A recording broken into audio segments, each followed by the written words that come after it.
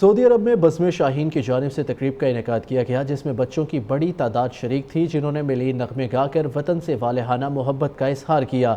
تقریب میں سفیر پاکستان احمد فاروق نے خصوصی شرکت کی۔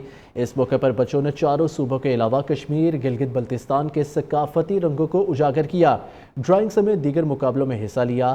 بزم شاہین کے صدر محمود سید اور دیگر عہدیداروں کا کہنا تھا بزم شاہین کئی سالوں سے دیار غیر میں مقیم پاکستانی بچوں میں تعمیر پاکستان کے حوالے سے آگاہی اور صلاحیتوں کو اجاگر کرنے کے لیے کام کر رہی ہے۔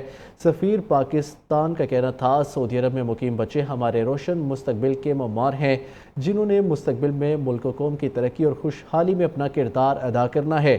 بزم شاہین مبارکباد کی حقدار ہے۔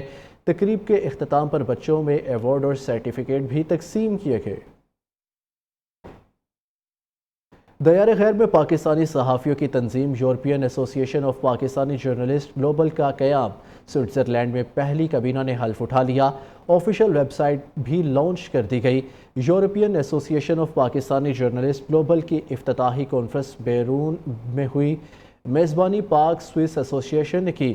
کانفرنس میں پہلی کابینہ منتخب کی گئی۔ تنظیم کے صدر Shahid Amir Garaya, general secretary Muhammad Zunair, senior نائب صدر سید حیدر نقوی، نائب صدر doctor Kamran, finance secretary Faheem Shahzad, information secretary Khalid Mughal, joint secretary Matiullah Khan شامل ہیں، جبکہ ایڈوائزری بورڈ میں منصور احمد، عمران مہر، احسان اللہ شامل ہیں۔ اس موقع پر صدر شاہد امیر گرایا کا کہنا تھا کہ تنظیم کا مقصد یورپ سمیت دنیا بھر میں کام کرنے والے پاکستانی صحافیوں کو ایک پلیٹ فارم پر لانا اور پروفیشنل صحافت کو فروغ دینا ہے۔